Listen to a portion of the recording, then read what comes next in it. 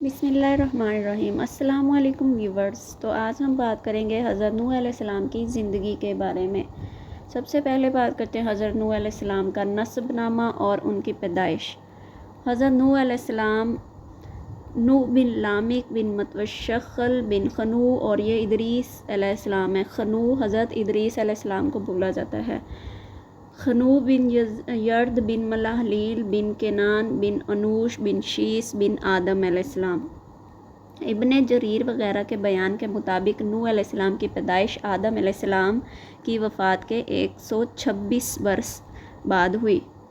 अहले किताब की तारीख़ के मुताबिक नूह अलैहिस्सलाम की पैदाइश और वफ़ात आदम अलैहिस्सलाम के दरमियान 146 बरस का फ़ासला है।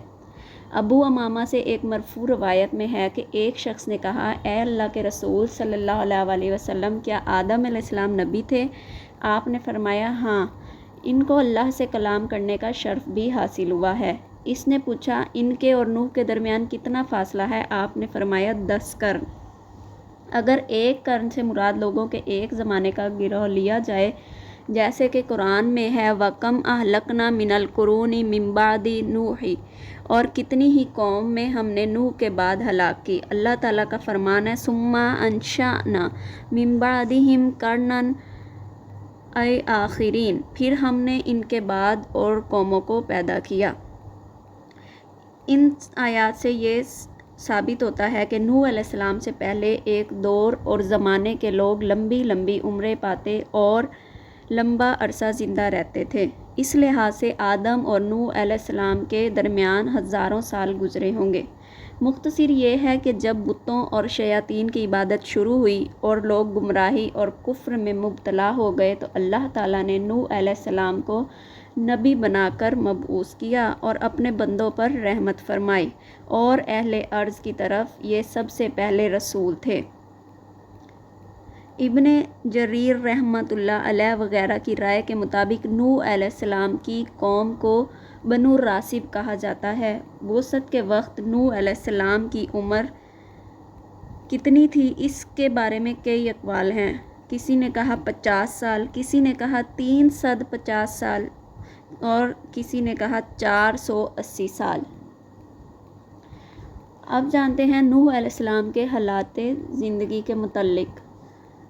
अल्लाह ताला ने कुरान में फ़रमाया, हमने नूह अलैहिस्सलाम को इसकी कौम की तरफ भेजा, बस इसने कहा, ए मेरी कौम, अल्लाह की इबादत करो, तुम्हारे लिए अल्लाह के सिवा कोई माबूद नहीं, बेशक मैं तुम पर बड़े दिन के अजाब से डरता हूँ। इसकी कौम के सरदारों ने कहा, बेशक हम तुझे खुली गुमराही में समझते हैं। कहा, ए मेरी कौम, मैं तो गुमराह नहीं हूँ, अलबत्ता अल्लाह का भेजा हुआ हूँ जो सारे जहानों का रब है। मैं तुम तक अपने रब के पैगामात पहुँचाता हूँ और तुम्हारी खैर ख्वाही करता हूँ, और अल्लाह की तरफ से वो कुछ जानता हूँ जो तुम नहीं जानते। क्या तुमको इस बात पर ताज्जुब हुआ है कि तुम्हारे परवरदिगार का इरशाद तुम में से एक शख्स के पास आया ताकि वो तुमको अल्लाह के अजाब से डराए और ताकि तुम गुनाहों से बचो और ताकि तुम पर रहम किया जाए। आखिर उन्होंने इसकी तकज़ीब की तो हमने इसको और इसके साथियों को एक कश्ती में निजात दी, और हमने इन लोगों को डुबो दिया जिन्होंने हमारी आयात को झुटलाया, यकीनन वो अंधे लोग थे।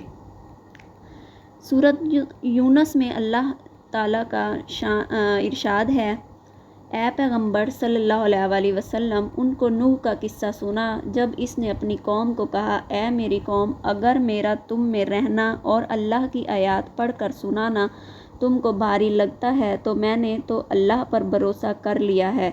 तुम अपने शरीकों के साथ मिलकर एक बात ठहरा लो, फिर इस बात को छुपाओ नहीं, फिर जो कुछ करना है कर डालो और मुझको ज़रा भी मोहलत ना दो। फिर अगर तुम मेरी बात मानने से मुंह फेर लो तो मैं तुमसे कुछ मजदूरी तो मांगता ना था कि मेरा नुकसान हो। मेरी मजदूरी तो सिर्फ अल्लाह पर है और मुझे हुक्म हुआ है कि मैं फर्मा बरदारों में शरीक रहूं। बस इन्होंने इसको झुटलाया, बस हमने इसको और इसके साथ कश्ती में सवार लोगों को निजात दी और इनको जानशी बनाया और उन लोगों को डुबो दिया जिन्होंने हमारी आयात को झुटलाया। बस देख डराए गए लोगों का अंजाम कैसे है।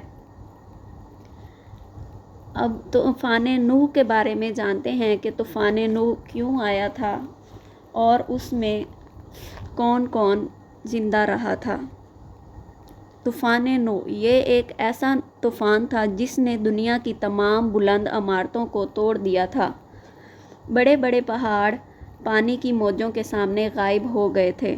اس طوفان میں دنیا کی ساری آبادی ختم ہو چکی تھی، مگر پانی کے ان بڑے بڑے عظیم موجوں کے اوپر صرف ایک کشتی تیر رہی تھی۔ اس میں موجود 80 لوگ جو اس دنیا میں باقی رہ گئے تھے، یہی وہ لوگ تھے جنہوں نے دنیا کو دوبارہ آباد کیا اور نسل انسانی کو بچایا۔ آج سے 50,000 سال قبل زمین پر یہ طوفان کیوں آیا، وہ کشتی کس کی تھی اور وہ لوگ کون تھے جنہوں نے اس کشتی میں سوار ہو کر اس خطرناک طوفان سے خود کو بچایا تھا۔ اس ویڈیو میں ہم ہزاروں سال قبل آنے والے طوفان کے بارے میں جانیں گے، جسے طوفان نوح کے نام سے جانا جاتا ہے۔ حضرت آدم علیہ السلام کے دنیا میں آنے کے بعد ان کی اولادیں دنیا میں خوب بڑھی، لیکن ایک مدت گزر جانے کے بعد وہ لوگ خدا کو بھول چکے تھے اور ابلیس نے انہیں کفر و شرک میں مبتلا کر دیا تھا۔ خدا کی عبادت کے بجائے انہوں نے مٹی اور پتھر کے بت بنا کر ان کی پوجا شروع کر دی تھی، اور ان کی نہ صرف عبادت گاہیں بتوں سے بھری پڑی تھی بلکہ ہر گھر میں بت رکھے ہوئے تھے۔ وہ لوگ حضرت آدم علیہ السلام، حضرت شیس علیہ السلام اور حضرت ادریس علیہ السلام کے احکامات کو بھلا چکے تھے۔ حضرت ادریس کو وفات پائے سینکڑوں برس گزر چکے تھے، چنانچہ اللہ تعالیٰ نے انہی کی قوم میں سے ایک نیک اور پاک دامن شخص کو نبی بنا کر بھیجا، آپ جس کو نوح کہا جاتا ہے۔ آپ علیہ السلام کے والد کا نام لمک تھا اور وہ حضرت آدم علیہ السلام کے بیٹے حضرت شیس علیہ السلام کی اولاد میں سے تھے۔ حضرت نوح علیہ السلام اللہ کے پہلے رسول تھے جنہوں نے اپنی قوم کو تبلیغ کی۔ آپ علیہ السلام پر کتابیں نازل ہوئی اور آپ علیہ السلام کی قوم پر سب سے پہلے عذاب نازل ہوا۔ حضرت نوح علیہ السلام کی قوم ملک عراق کے گرد و نواح میں آباد تھے۔ آپ نے انہیں اللہ کی وحدانیت اور عبادت کی طرف دعوت دی۔ آپ علیہ السلام نے اپنی قوم سے کہا کہ بتوں کی پوجا چھوڑ کر ایک اللہ کی عبادت کرو۔ اگر تم اسی طرح کفر و شرک میں مبتلا رہے تو مجھے ڈر ہے کہ تم کسی سخت عذاب میں مبتلا نہ ہو جاؤ۔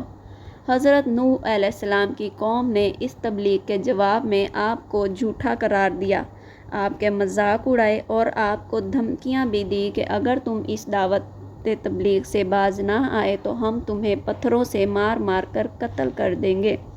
اس زمانے میں لوگوں کی عمر کافی لمبی ہوتی تھی، لہٰذا حضرت نوح علیہ السلام نے بھی بہت لمبی عمر پائی تھی۔ آپ علیہ السلام نے اپنی قوم کو 950 سال تک تبلیغ دی اور بے جا کوششیں کی کہ وہ شرک اور بتوں کی پوجا چھوڑ دیں، مگر ان پر کوئی اثر نہ ہوا۔ اس قوم میں صرف چند غریب لوگ تھے جو آپ علیہ السلام پر ایمان لائے، جن کی تعداد 70 یا 80 کے قریب تھی۔ جب دعوت و تبلیغ دیتے دیتے مدتیں گزر گئیں، آپ علیہ السلام کی قوم میں کوئی تبدیلی نہ آئی، تو آپ علیہ السلام کی طرف اللہ نے وحی نازل فرمائی کہ جن کی قسمت میں دولت ایمان تھی وہ ایمان لا چکے ہیں، اور ان کے علاوہ اور کوئی ایمان لانے والا نہیں، اور اس لیے آپ علیہ السلام ان کے لیے غم زدہ نہ ہوں۔ اب مہلت کا وقت ختم ہو چکا تھا، ان کی تباہی کا مقرر وقت آ پہنچا ہے۔ اللہ تعالیٰ نے نوح علیہ السلام کو حکم دیا کہ ایک کشتی بناؤ، انہیں ایک بڑے سیلاب سے ہلاک کیا جائے گا۔ اسی لیے اللہ نے نوح کو پہلے ہی کشتی بنانے کا حکم دے دیا تھا۔ حکم ملتے ہی حضرت نوح علیہ السلام نے کشتی کے لیے لکڑیاں کاٹنی شروع کر دی۔ اللہ نے اپنے نبی کو لکڑی کاٹ کر تختہ بنانے کے ہنر سے نوازا تھا، لہٰذا آپ نے ان لکڑیوں سے تختہ بنانا شروع کر دیا۔ جب نوح علیہ السلام کی قوم نے انہیں کشتی بناتے دیکھا تو کہا کہ اے نوح، کیا نبوت چھوڑ کر تم نے بڑھئی بننے کا فیصلہ کیا ہے؟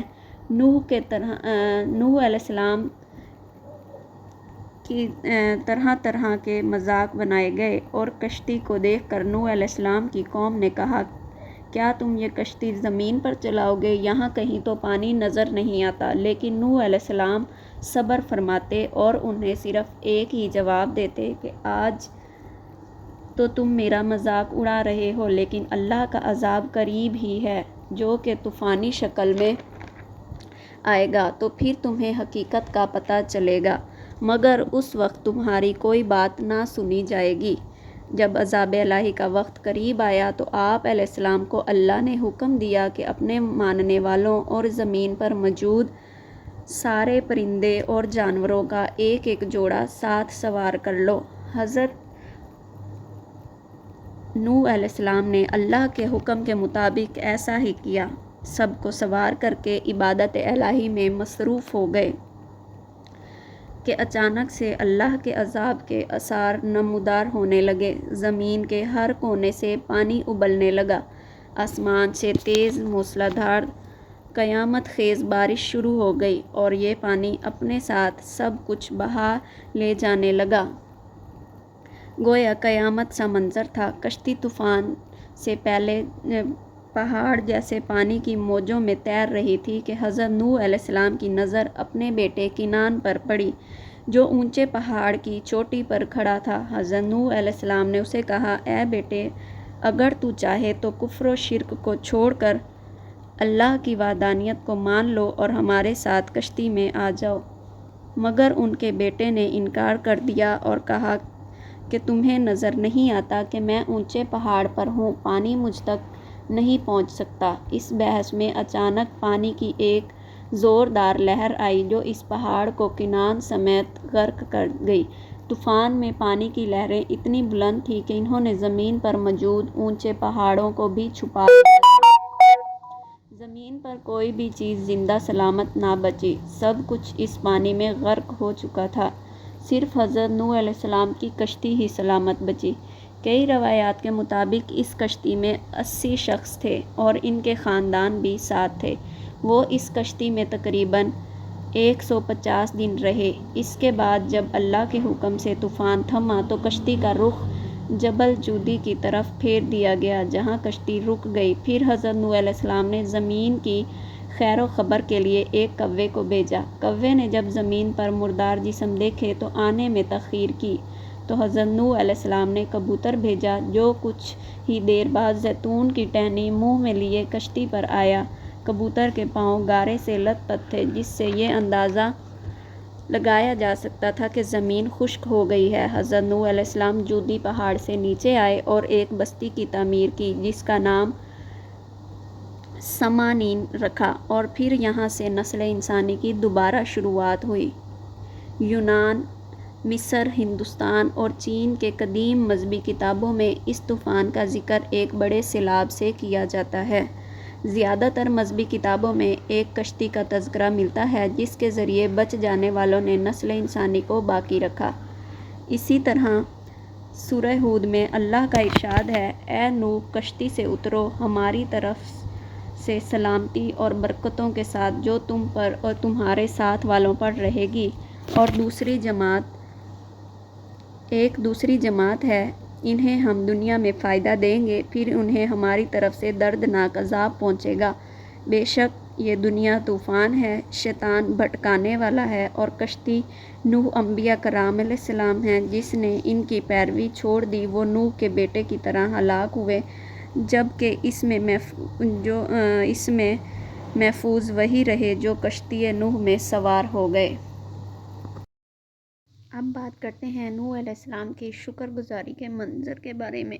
اللہ تبارک و تعالیٰ نے نوح علیہ السلام کو اپنا شکر گزار بندہ فرمایا ہے۔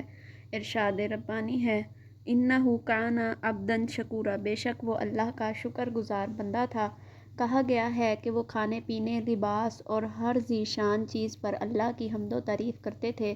حضرت انس بن مالک رضی اللہ عنہ نے کہا، نبی اکرم صلی اللہ علیہ وسلم نے فرمایا، یقیناً اللہ بندے سے اس طرح راضی ہوتا ہے کہ وہ کھانا کھائے اور اللہ کی حمد بیان کرے، اور پانی پیے اور اللہ کی تعریف کے کلمات ادا کرے۔ یہ روایت مسلم، ترمذی اور نسائی نے ابو امامہ رضی اللہ عنہ سے بیان کی ہے۔ ظاہر ہے کہ شکور وہ شخص ہے جو دل زبان اور اعضاء و جوارح سے ہمہ تن اور ہمہ وقت اطاعت بجا لائے، جیسے کہ شاعر نے کہا، تیرے احسانات نے میری طرف سے تجھے 3 چیزوں کا فائدہ پہنچایا، میرے ہاتھ، میری زبان اور پوشیدہ دل کا۔ نوح علیہ السلام کے روزے کا ذکر۔ عبداللہ بن عمر بیان کرتے ہیں کہ میں نے رسول اللہ صلی اللہ علیہ وسلم سے سنا ہے، آپ صلی اللہ علیہ وسلم فرماتے تھے، نوح علیہ السلام نے یوم الفطر اور یوم الاضحیٰ کے سوا تمام زمانے کے روزے رکھے۔ طبرانی کی ایک روایت میں یہ زائد الفاظ بھی ہیں، داؤد علیہ السلام نے نصف زمانے کے روزے رکھے اور ابراہیم علیہ السلام نے ہر ماہ سے 3 دن کے روزے رکھے۔ ثواب کے لحاظ سے انہوں نے پورے زمانے کے روزے رکھے، کیونکہ ایک نیکی کے بدلے 10 نیکیوں کا ثواب ملتا ہے اور ایک مہینے میں 30 دن ہوتے ہیں۔ اسی طرح یہ پورے زمانے کے روزے ہوئے اور عملی لحاظ سے انہوں نے زمانے بھر کے روزے نہیں رکھے، یعنی مکمل زمانے کے روزے نہیں رکھے۔ نوح علیہ السلام کی حج کا ذکر۔ حضرت ابن عباس رضی اللہ عنہ بیان کرتے ہیں، جب رسول اللہ صلی اللہ علیہ وسلم نے حج کیا اور وادی اسفان میں آئے تو فرمایا، اے ابو بکر، یہ کون سی وادی ہے؟ انہوں نے کہا، یہ وادی اسفان ہے۔ فرمایا، اس وادی سے نوح، ہود اور ابراہیم علیہ السلام اپنے سرخ جوان اونٹوں پر سوار حالت میں گزرے ہیں، ان کی مہاریں کھجور کے پتوں سے تیار کردہ تھیں، انہوں نے چغے پہنے ہوئے تھے اور دھاری دار چادریں اوڑھ رکھی تھیں اور وہ بیت اللہ کا حج کرنا چاہتے تھے۔ اس حدیث میں غرابت ہے۔ نوح علیہ السلام کی اپنے بیٹے کو وصیت۔ حضرت عبداللہ بن عمر رضی اللہ عنہ بیان کرتے ہیں کہ ایک دفعہ رسول اللہ صلی اللہ علیہ وسلم کے پاس بیٹھے ہوئے تھے کہ ایک اعرابی شخص آیا، اس پر ریشم کے ساتھ بنا ہوا بٹن لگا ہوا چغا تھا۔ آپ نے فرمایا، یہ تمہارا ساتھی شاہ سوار بن شاہ سوار کو ذلیل کر چکا ہے۔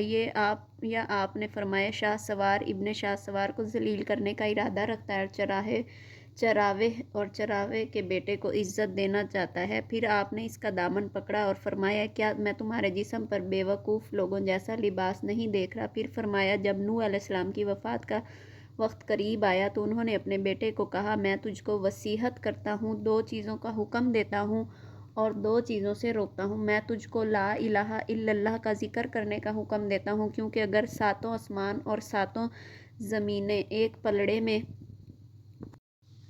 رکھ دی جائیں اور لا الہ الا اللہ ایک پلڑے میں رکھ دیا جائے تو لا الہ الا اللہ والا پلڑا جھک جائے گا۔ اگر 7 زمین ایک حلقہ بن جائیں تو لا الہ الا اللہ ان پر حاوی و باری ہو جائے گا۔ اور سبحان اللہ و بحمدہ پڑھنے کا حکم دیتا ہوں، کیونکہ اللہ کی تمام مخلوق اسی کے ساتھ اللہ کی تعریف بیان کرتی ہے۔ اب ذکر کرتے ہیں حضرت نوح علیہ السلام کی قبر کا۔ ابن جزیر رحمۃ اللہ علیہ اور رزقی رحمۃ اللہ علیہ نے مرسلاً بیان کیا ہے کہ نوح علیہ السلام کی قبر مسجد حرام میں ہے۔ یہ بات بعض متاخرین کی رائے سے زیادہ قوی اور بہت مضبوط ہے، جو یہ کہتے ہیں کہ ان کی قبر بقاء شہر میں ہے، جو آج کر کے نوح کے نام سے معروف ہے اور اسی وجہ سے وہاں ایک مسجد بنائی گئی ہے۔ واللہ اعلم، اللہ ہی بہتر جانے۔ دوستوں، اگر آپ کو ہماری یہ ویڈیو پسند آئی ہو تو لائک کریں اور ہمارے چینل کو سبسکرائب کریں۔ اللہ حافظ۔